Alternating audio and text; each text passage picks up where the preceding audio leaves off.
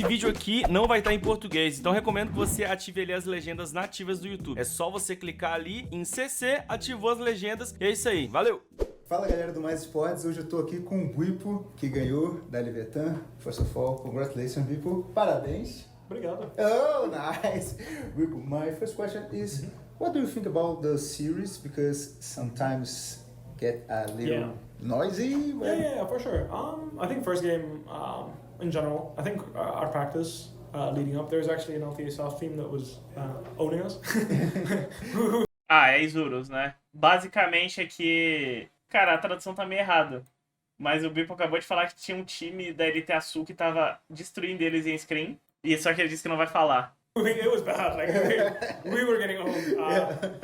I'm not gonna say who, because I'll give them the opportunity to brag about it. I don't mind. But they were playing really well. Actually, I expect them to maybe even win tomorrow. They played really well. I think we know who he is. We'll see. But they're playing really well. Maybe they are green too, right?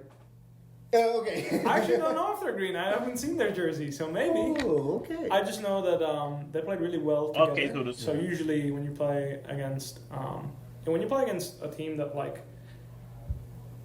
when you play against Lta South teams, usually it's like one player is like really good and everyone builds around that. But that team seemed like everyone was really strong individually and like they were willing to make plays on every lane. So there was no like unnecessary focus on one star player. Everyone was ready to play the game, and I thought that was really cool. So honestly, today I think was to prove ourselves that we can play a slow, steady, good game and we can have a good performance on stage, which I think we were able to do. I think in game number 2, the game was a bit harder to play because I was a little overexcited and I played a bit too fast in some team fights and our comp needed me to make a lot of space and still survive. Zoref mandou R$5. Os BR levaram o primeiro split como se fosse um camp estadual de fute. Aí chegou os caras do NE lidando como se fosse Liberta e levaram taca.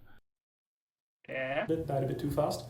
I think it made the rest of our team have to back off because we didn't have anyone else that could make a lot of space. So it was just me, and then if I die, the team fight's really hard to play. So I think it was a good test for me to play that kind of role in the team. I think I did not do that great of a job, but as the game went on, I managed to do a little bit better, and I think it just went better and better the game. So pretty good. Speaking about the roles, you say in the Pro podcast.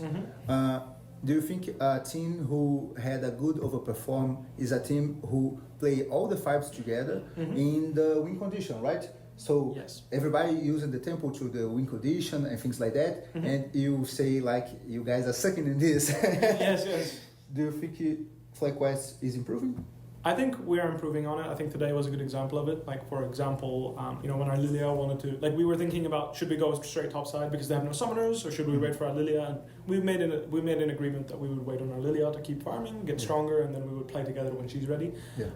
The resulting play wasn't perfect, but the fact that we were all having the same mindset together was really good. So for me, there was moments where we can do better, but the most important thing is, I think the hardest part about this is, it's me making a decision that aligns with our win condition that doesn't have anything to do with it. So for example, me making a thing is, I think the hardest part about this is, there is moments where we can do better, but the most important thing is, I think the hardest part about this is, it's me making a decision that aligns with our win condition that doesn't have anything to do with it. So for example, I'm playing Volibear against Ambessa. I could power diver maybe, but I choose not to. I save my ulti, I save my flash, so that I can, if there's a fight top, because our win condition is in the top side, our mill, I will TP there and make sure that nothing bad happens. This is what I'm talking about, where it's like, technically I'm on the other side of the map. You don't expect me to do anything or have anything to do with my teammates. But being together in the same mind, of the same mindset is, I'm going to win this game if my mill gets to farm and we get the pressure through top. So me, instead of trying to destroy Ambessa, dive her, try to kill her, take risks. Maybe they TP on me, they die. Nothing of this, just stable game. My job is to keep the game like this. Yeah, here in Brazil, we talk a lot. Pra mim esse é um conceito bem simples e bem antigo, né? Mas realmente não é... Tem jogador que não consegue pensar no mapa tudo, às vezes. A lot about absorbing ego. Can do less. Yes, exactly. So is the point. Exactly. It's assigning who does more and what exactly he needs to do. Porque, mano, vocês lembram o jogo de Voliba do Bwipo? Ele batia na Ambessa, farmava e tu nem via ele. Quando começou as lutas e ele apareceu, ele era imortal. imortal. O que ele fez o jogo todo? Ele farmava, ele deixava uma besta embaixo da torre e ele fogava pro time dele pegar pressão. Só isso. Chegou um momento que ele tava com fire perfeito, apareceu numa luta, tancou 3 bonecos por 30 segundos. Simples assim. E ali, o tancar o boneco dele por 30 segundos, qualquer um de nós aqui do chat conseguiria fazer isso. Dado o boneco e os itens que ele tinha na hora, mano. Era só ficar parado. Então, tipo, por meio de um planejamento do que era a função dele no jogo, ele conseguiu chegar em um estado em que ele não precisava fazer muito para vencer. Esse é o ponto sempre no LoL. Não é bem assim? Não exagera? Quer que eu abra aqui ele de Voliba, parado, sem morrer? And then no more. It's like same thing in football, you know? Yeah. You go out. If your defender tries too hard to score a goal, you will lose. The left back don't need to... Exactly. Right. His job is to sit there. And if the team scores a goal without him, his job is to do this. Woo-hoo, nice job. Yeah. To celebrate. That's his job. He did his job well if he doesn't participate in some plays. Mm-hmm. He needs to be really smart in which plays he participates and which he does not. And sometimes the best thing he can do is, Okay. I can't help. You know? Yeah. Because if I go help, opportunity can bounce back. And that's the problem. And I think that in League of Legends, this is exactly what a lot of Brazilian teams struggle with. É, aqui uma mentalidade bem...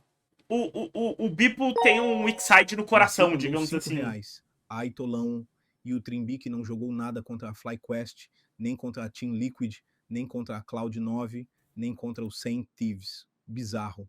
Entendi, Marcio. Entendi, mano. Cara, deixa o Trimby lá, mano. Ele tá em vacation time agora.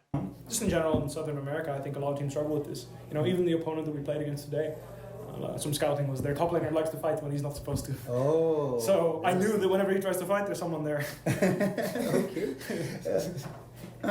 Talk a little bit of the pros podcast. You said one thing that pops in my mind right now.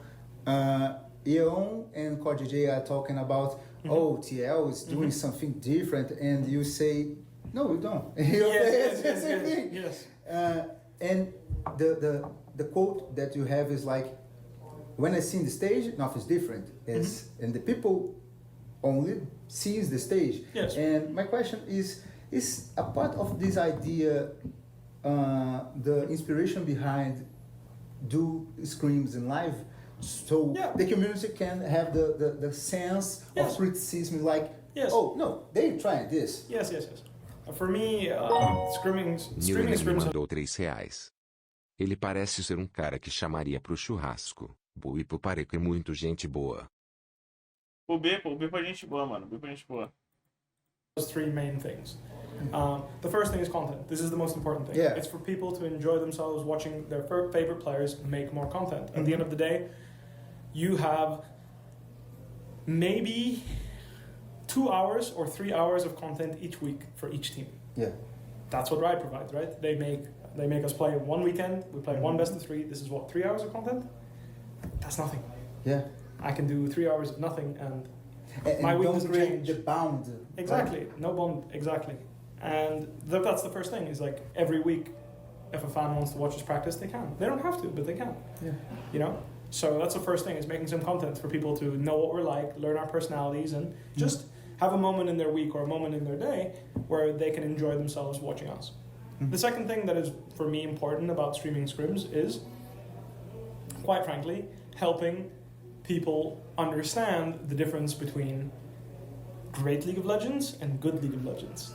Okay? As a people, you say The community? fans, the pros, everyone. The pros, true. For me, I want to help people understand, like, this guy is doing something good, but it's not working out because of other reasons. Oh. This guy is doing something bad, and we should not be happy with that. Yeah. Because I think that a lot of professional players have had bad habits over the years, which fans don't see. So these people, they stay in the scene and they will never achieve international success, which I think that ultimately every fan wants O to see. Richard mandou R$5. Você não acha que alguns players brasileiros atingiram um teto? E onde estão os players brasileiros no nível do José Deodo ou Burdol? Alguns sim. Onde tá os brasileiros no nível do Burdol e do Deodo? Pelo visto não tem, né, mano? Só não tem. Yeah. I think domestic success is important. It's great. I think celebrating a domestic league is really cool. But how you make, in my opinion, how you make your scene sustainable is international success. Yeah, of course. That's what I think. So ultimately, it's disadvantageous for me because I think I'm one of the players that understands what it takes to find success internationally. But I want my whole region to find success internationally because I come from an era where G2 and Fnatic found international success. Yeah, the league exploded. Yeah. You know, everyone wanted to watch us. LEC was something that everyone watched. LCK players would watch, LPL players would watch, everyone would watch LEC. You got afraid after the series of Genji and the way you guys win Shopify. Do you have this afraid like, oh my god, we're gonna be G2 like this old split, we're gonna win this and stomp you? No, that's the thing. Like, what I'm afraid of is that there is no team that pushes us. Yeah. Exactly. But it's not really, I don't really care about like my international success. I know I will find international success. Oh, what I want is my region to find it too. Oh, right. Because if I go second seed, then this is my perspective, and a lot of people will be like, wow, this guy might be, like, they might disagree with me, and I don't care, but I was never the first place seed. I always lost to G2. But when I went internationally... Se algum jogador brasileiro falasse isso, nossa senhora. We're both worth watching. People were excited for Fnatic, people were excited for G2. Maybe more for G2, and that's fair, they were better. But people loved watching us too. And what I'm trying to say is, in a situation where I'm now in the LTA, I want people to feel that way about TL, I want people to feel that way about Honor Thieves, whoever goes international. Why? Because this is what makes the ecosystem thrive, in my opinion. This is where money comes in. Sponsors, a lot more people watching, a lot more sponsors are coming, and then people can thrive, and we can make it sustainable this time. Newton Because I think Júnior the biggest mandou issue... R$3. Newton Júnior. Duas perguntas. Você acha que os jogadores BRs vão deixar o ego de lado e aceitar as dicas do Bwipo? O Bwipo é isso tudo mesmo ou nós que somos muito ruins? Nós que somos muito ruins. O Bwipo é um bom jogador, mano. Ele não é um deus, ele é um bom jogador. Nada além disso. Mas sim, do Bwipo eu tenho certeza que eles vão ouvir. For me, at least, in esports, was that the salary numbers were just ridiculous. You know, like, it was not sustainable. Too much money went in, not enough money came back in. So just so much money coming in from outside sources, but we're not making that much. And I think that, you know, maturing, I guess, like, you know, if you earn six figures, it's a shitload of money. You know? Like, it's a shitload of money. It doesn't have to be near seven. Yeah. You can have half of a 7-figure salary is still ridiculous money. I'm going to be honest with you, at least in my perspective. You know. Right too. And what I'm trying to say is, like, if we make it more sustainable for everyone, then everyone can have a long and fulfilling career, and everyone can be happy, and the bottom down can also enjoy a more sustainable salary, right? Because the way it worked is the bottom, the salaries went up, but the top salaries went triple, quadruple, 5 times, 20 times. Like, you know, you had moments like Sword Art earning 6 million, you know? Yeah. You know, 6 million is probably what FlyQuest operates their whole team on right now? Yeah. In TSM, right? Yes.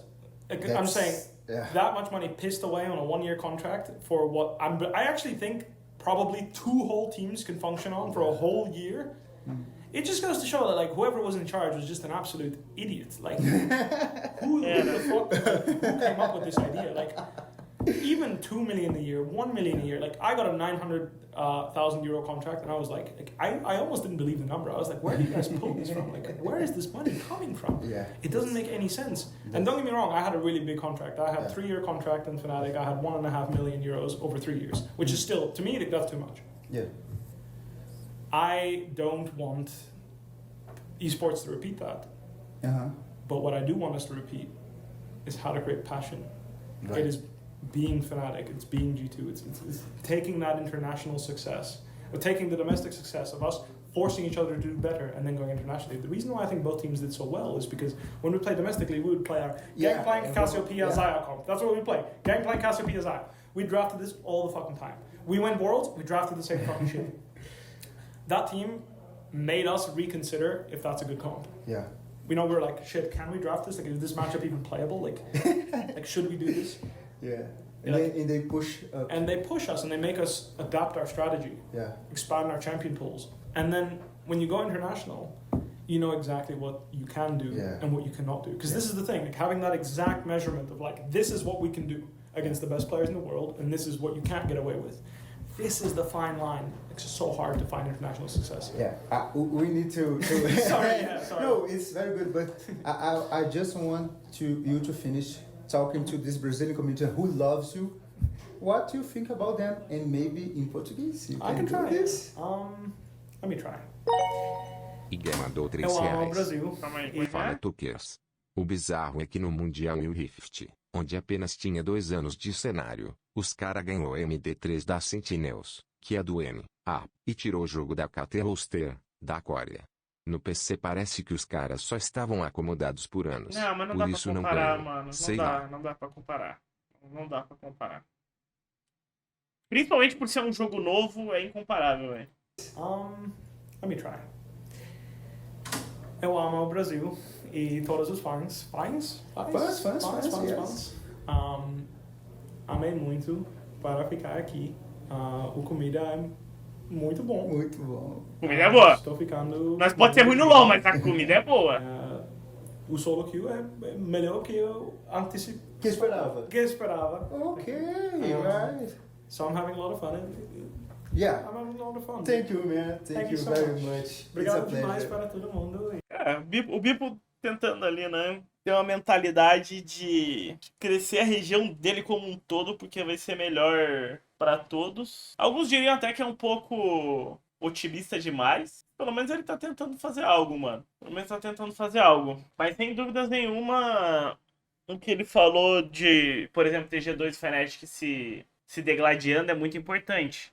A gente nunca teve isso, né? 2 times se degladiando até agora nesse recente. Tem Loud. Só que, tipo, não parecia um confronto de iguais em nenhum momento, velho. Posso ter errado do que eu tô falando. Mas a PEN não tinha time pra ganhar da Loud antes. E agora, quando eles tinham o Titã, a Loud derreteu e não teve realmente os dois se degladiando o ano todo. Então, tipo, nunca foi uma verdadeira rivalidade que um levou o outro, mano. A PEN não tinha time pra ganhar deles. Quando veio com o Titã, eles perderam os Cells também. E aí, mano, entraram a bola de neve. A Loud ganhou ainda da PEN, né? A Loud ainda ganhou um split. Só que é aquilo. Inclusive, a PEN levou a Loud ao limite. Mas aí no segundo split a Loud derreteu e a gente não teve o confronto final, né, dos dois. Infelizmente a gente não teve. No caso, a gente deveria, né? No ano que pareceu que iria ter uma rivalidade entre os dois, eles se degladiarem, a Loud derreteu no meio do ano, infelizmente. Mas é isso, mano. Vamos... Uma boa entrevista do Bwipo aí. Uma visão interessante. Eu ia falar um pouco do passado, mas não vou falar do passado, mano. Vamos pra frente.